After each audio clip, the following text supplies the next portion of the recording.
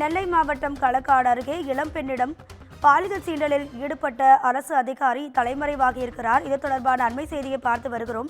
பெண்கள் பாதுகாப்பு மையத்தில் பணிபுரியும் அதிகாரியிடம் இலக்குவன் என்ற அதிகாரி பாலியல் சீண்டலில் ஈடுபட்டதாக புகார் தெரிவிக்கப்பட்டது.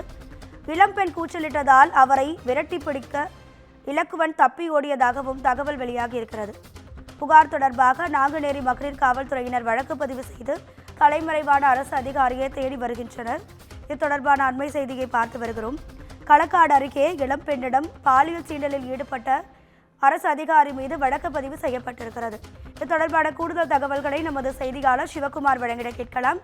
சிவகுமார், வணக்கம். உங்க விரிவான தகவல். துறையோட அதிகாரியா பணிபுரிஞ்சிட்டு வரவர் தூத்துக்குடியை சார்ந்த இலக்குவன்.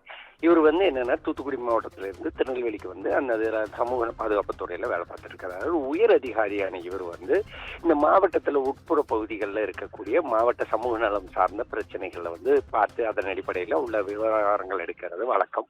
இந்நிலையில களக்காடு பக்கத்துல இந்த மாதிரி ஆய்வின் போது என்ன பண்ணிருக்கிறாருன்னா, தொகுப்பூதியத்தின் அடிப்படையில வேலை பார்த்துட்டு வந்த ஒரு இளம் பெண்ணை தவறான முறையில பாலியல் சீண்டல்கள்ல ஈடுபட்டதோட இல்லாம அவங்க கிட்ட தப்பா நடந்துக்கவும் முயற்சி பண்ணியிருக்கிறாரு. இது என்னன்னு பாத்தீங்கன்னா, இதனை அடுத்து அந்த சமூக தொகுப்பூதியத்தின் அடிப்படையில வேலை பார்த்துட்டு வந்த அந்த இளம் பெண் கூச்சலிட ஆரம்பிச்சாங்க. கூச்சலிட ஆரம்பிச்ச உடனே இதை பத்தி ஒன்னும் சொல்லக்கூடாது அப்படின்னு மிரட்டிட்டு போன நிலையில என்ன பண்றாங்க, அந்த பெண் துணிச்சலோட நாங்குநேரி மகளிர் காவல் நிலையத்துல தற்போது புகார் கொடுக்கறாங்க.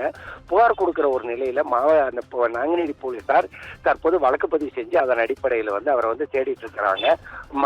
அந்த சம்பந்தப்பட்ட அந்த பெண் கூச்சலிட்ட ஒரு சூழ்நிலையில அதனை அடுத்து அவர் ஓடி போய் தலைமறைவாகிறாரு. இந்த விவகாரமானது நெல்லை மாவட்டத்துல ஒரு கடும் அதிர்ச்சியை ஏற்படுத்தி இருக்குது. எப்படின்னு பாத்தீங்கன்னா, இளம் பெண்களுக்கு பாதுகாப்பாக இருக்க வேண்டிய மாவட்ட நிர்வாகமே இந்த மாதிரி ஒரு சூழ்நிலையில, அதுல இருக்கிற ஒரு தலைமை பதவியில இருக்கிற ஒருத்தரை இந்த மாதிரி ஒரு சமூக விரோத செயல்ல மட்டுமல்லாது பெண்களுக்கு பாதுகாப்பு இல்லாத ஒரு செயலையும் ஈடுபடுத்தப்பட்ட ஒரு விவகாரம் நெல்லை மாவட்டம் முழுமையிலுமே தற்போது கடும் பரபரப்பை ஏற்படுத்தி இருக்குது.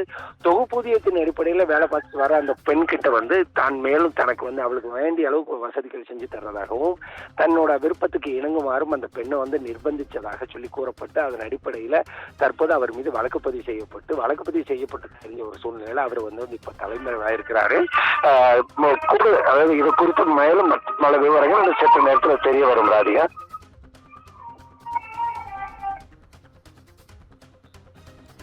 தகவல்களுக்கு நன்றி சிவகுமார்.